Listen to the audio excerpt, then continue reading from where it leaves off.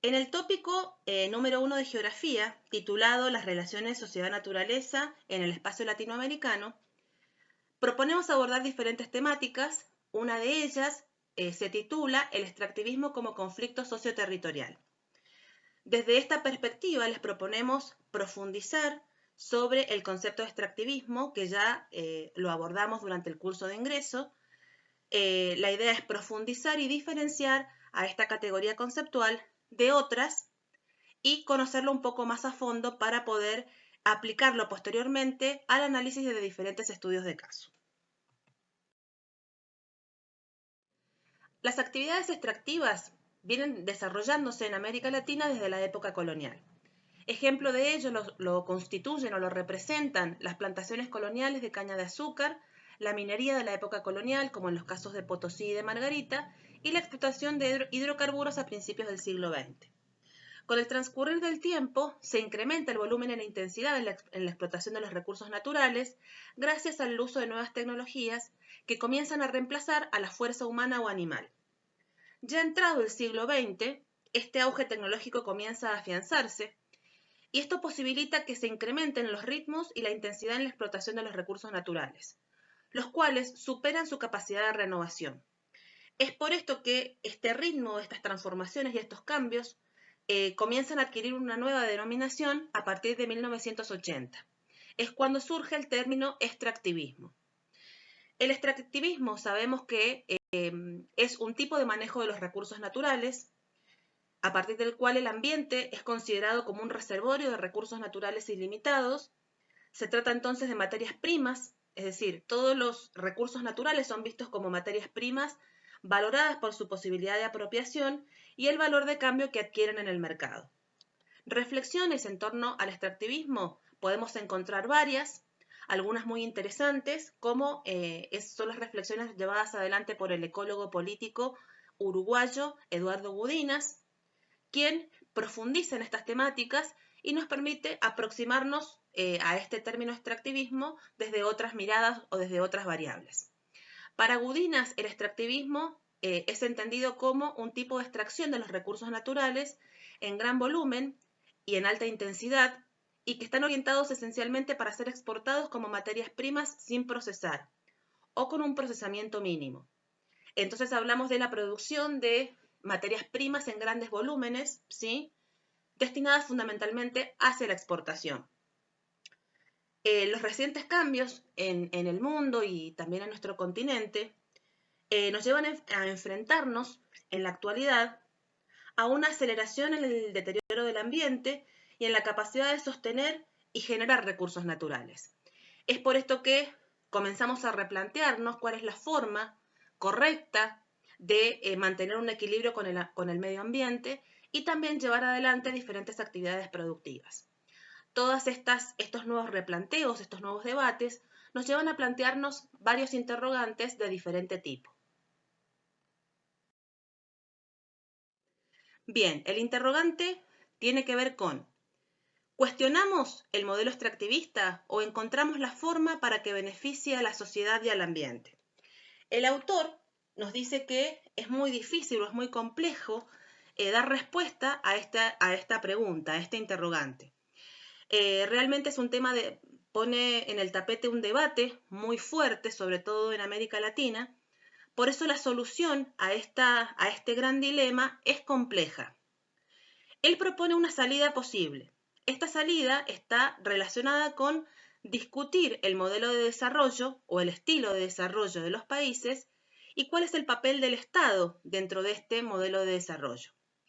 Lo que Gudinas propone es, más que nada, reorientar el desarrollo y reducir el extractivismo. ¿Cómo podemos hacer esto? La idea sería producir para satisfacer las necesidades locales y nacionales y comercializar solamente los excedentes de esa producción, es decir, lo que no consumimos lo vamos a destinar a la exportación. Por lo tanto, la alternativa sería no producir para exportar, sino primero analizar cuáles son las demandas internas, las demandas de consumo interno, en torno a la producción de metales o de hidrocarburos, analizar esas demandas internas y producir para satisfacer esas necesidades. en el fondo lo que sobrevuela es esta idea de un desarrollo sostenible. Por eso él propone justamente esto de reorientar el desarrollo apuntando a una regulación social y ambiental. Otra de las posibilidades o lo que permitiría, ¿sí?, esta reorientación de este modelo de desarrollo estaría directamente vinculado con la necesidad de invertir o de reinvertir en nuevos sectores productivos. No solamente invertir en aquellas actividades que producían materia prima para exportar, sino la estrategia sería diversificar la producción. En síntesis, es eso lo que quiere decir. Y en segundo lugar, compartir y coordinar cadenas productivas regionales. Esto apunta, sin duda, a una unidad, a una articulación entre las economías, de las economías regionales a nivel América Latina en este caso, o entre países con proximidad geográfica. En suma, como decíamos recién, la propuesta de Gudinas estaría vinculada con este cambio de mirada sobre el modelo de desarrollo, lo que tiene un trasfondo, lo decíamos recién, vinculado con el desarrollo sostenible, que implique una reducción de la pobreza, asegurar la calidad de vida de la población y mantener la riqueza ecológica del continente.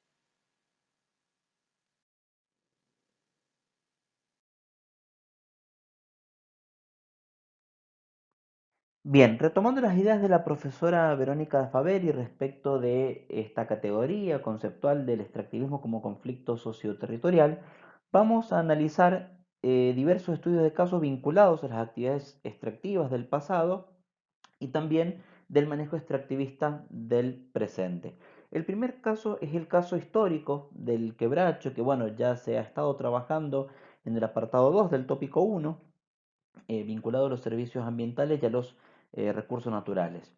La pregunta es, ¿por qué pensar en el caso histórico del quebracho en la llanura chaqueña como una actividad extractiva? Bueno, recordemos que esta actividad, ¿no?, se desarrolla en el contexto de las repúblicas oligárquicas, en el pleno desarrollo del modelo agrario exportador. Por eso, bueno, para responder un poco a esta pregunta de la diapositiva, vamos a analizar algunas ideas que tienen que ver con este caso tan emblemático de la Argentina de fines del siglo XIX. La primera característica es la velocidad del desmonte. Recordemos que a fines del siglo XIX existían 107 millones de hectáreas de bosque nativo, entre los que se destacaban diversas especies como el quebracho. Para mediados del siglo XX se va a reducir sensiblemente ese número a 37 millones.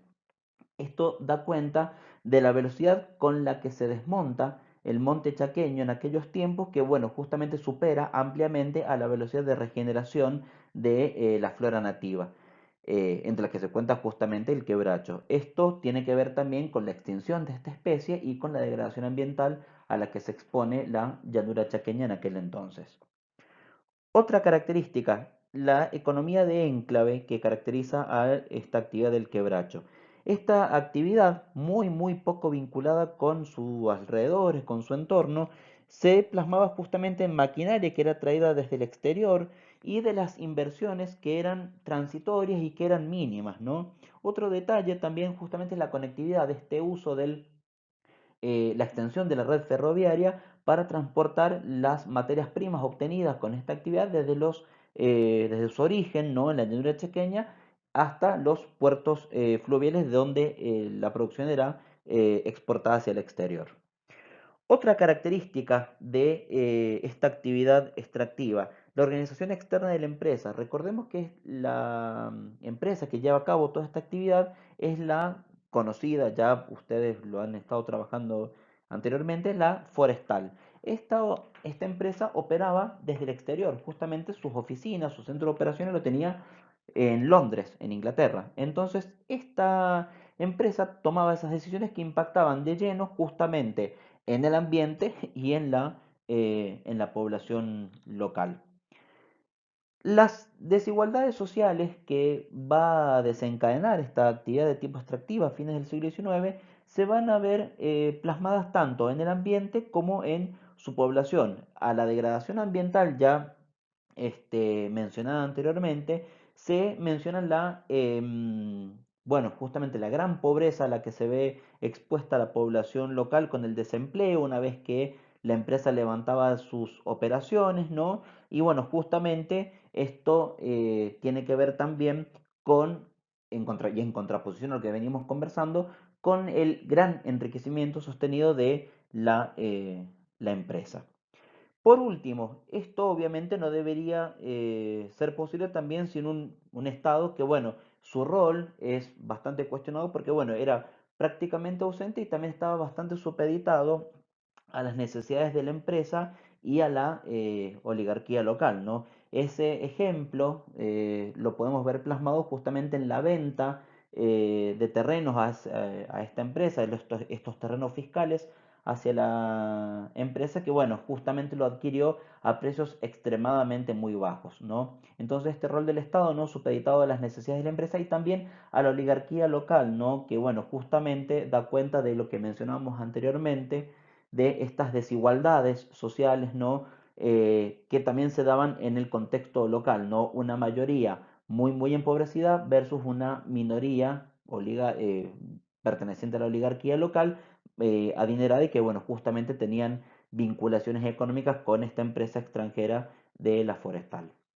Por estas ideas, por estas características, podemos entender el caso del quebracho como una actividad de tipo extractiva, ¿no? Escasa vinculación con el terreno, ¿no? Un desmonte muy fuerte superando la velocidad de regeneración, un rol del Estado muy ausente, organización externa, ¿no? Toma de decisiones que venían desde afuera y bueno, todo eso plasmado en desigualdades sociales, ¿no? Una gran pobreza y una degradación ambiental bastante fuerte.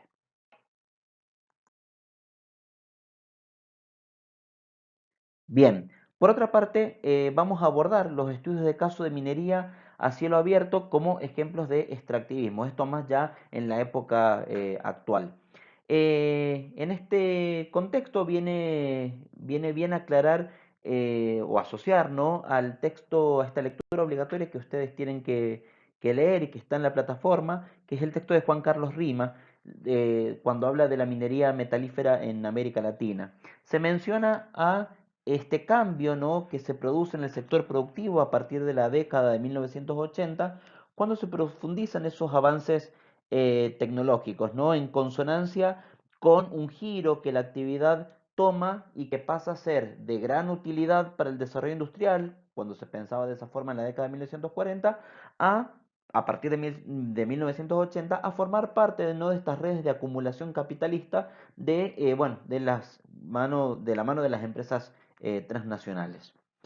Con el equipo de cátedra nosotros hemos seleccionado los casos de Pascualama y Veladero, ¿no? En el contexto nacional y bueno, para el contexto regional el caso de la minería en Carajás, en la Amazonia brasilera. En el caso de Pascualama y Veladero, ¿no? En el contexto acá nacional, son complejos mineros que han iniciado su producción en los inicios del siglo XXI, en el área de la cordillera de los Andes, en el norte de la provincia de San Juan. Esta actividad contempla la extracción de diversos minerales, ¿no? Como el oro y el litio, entre otros, de forma masiva y en gran volumen, exportándola como materia prima en su mayoría, prácticamente sin procesar. La técnica de extracción contempla el uso de sustancias tóxicas como el cianuro, que perjudican, bueno, el ambiente periglaciar. Recordemos que el ambiente periglaciar significa alrededor o en las cercanías de los glaciares, justamente estos cuerpos de agua, ¿no? Estos cuerpos de hielo que forman parte, ¿no? de los que le dan vida, le dan forma a los cursos de agua, a los oasis sanjuaninos. Este uso de cianuro, ¿no? En la actividad minera en la cordillera de San Juan, bueno, justamente ha generado procesos de contaminación de los cursos de agua, como el río Hachal, ¿no? Por el vertido de cianuro en sus nacientes y que, bueno, han generado también bueno, su contaminación y aparejado también los fuertes conflictos sociales que han tenido con la población local, sobre todo de la población de San José de Jáchal.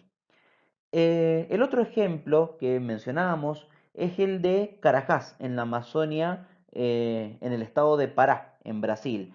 En este caso, bueno, se procede a la extracción de hierro, pero se reitera, ¿no? Las características de las características extractivistas, ¿no? Del caso anterior.